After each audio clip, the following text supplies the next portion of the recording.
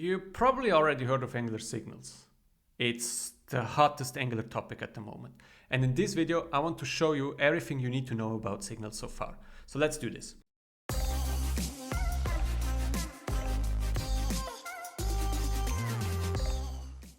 Once we set up our application, we can create a count variable and we can say that this is a signal. So we simply import signal from Angular core.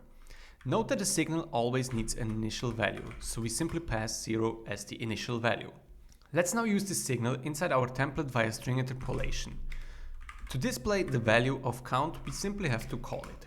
We see that we now display count 0, so we successfully generated a signal and used it inside our template. Let's now update our signal. To do so, we will add a button with a text update and a click handler. Our click handler now calls a update count function. And inside the update count function, we want to set a new value for our count signal. So what we can do is we can say this.count.set and pass in a new value, for example 4. If you now click on the update button, our count gets updated to 4. This is already pretty nice. But let's also add another button, which we call increment. Similar to the update button, the increment button also calls a callback, increment count in this case. Inside the increment count function, we don't want to set the new value to a hard-coded value, but we want to increment the current signal value. So what we want to do is this.count.update, and update accepts a callback with the current value. Inside this callback, we increment our value, and then we are going to return our new value. When we now click on update, we see that the count gets set to 4. And if we now increment, we see that we successfully increment our signal. Next, I want to show you computed signals. So let's say we also want to display a double count. So let's copy the count line and create a new variable which we call double count. And the double count is a computed signal, which means this will always be recomputed once we change our signal. And the way this works is we use the computed function provided by Angular and we pass in a callback. Inside this callback, we can specify how the signal will be computed. Our double count will always be 2 times the current value of our signal. So whenever count now gets updated, our double count will be recomputed. The last thing that is missing is to simply display double count inside our template. Now we start with 0 on both values, and if we now click on update, we can see that count gets set to 4 and double count to 8. Same if we increment, we see that count is 5, double count is 10, and so on. The last 2 signal operations I want to show you are effect and mutate. So let's say we also want to keep a history of how those values were calculated, because currently you can increment them, but you can also update them. Let's say we have a history, which is also a signal, and as an initial value we pass in an empty array. To keep a track of the history, we actually want to run an effect whenever our count signal changes, right? I think the best place to run this effect is inside a ng-oninit lifecycle hook.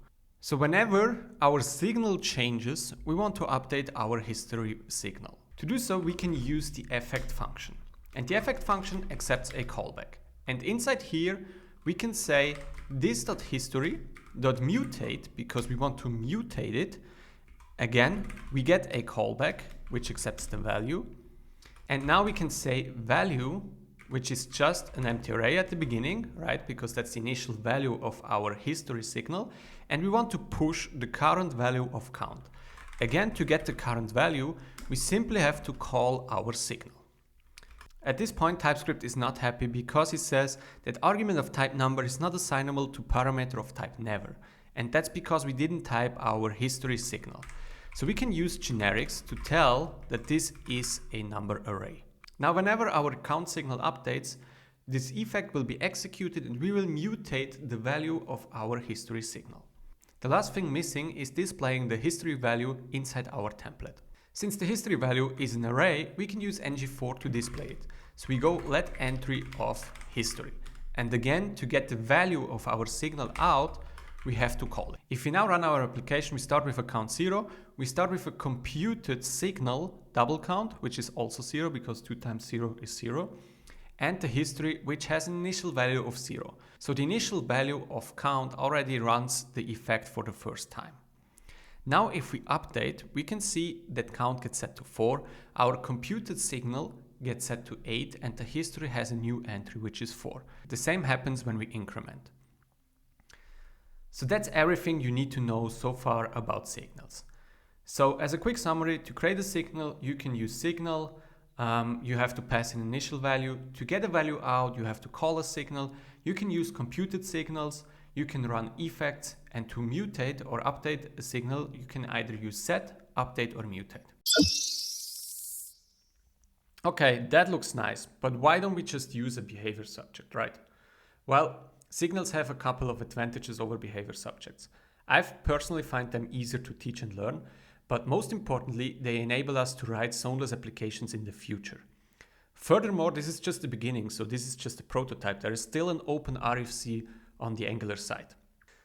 I expect that we get input signals, output signals, and also some handy tools from observable to convert signals to observables or convert observables to signals.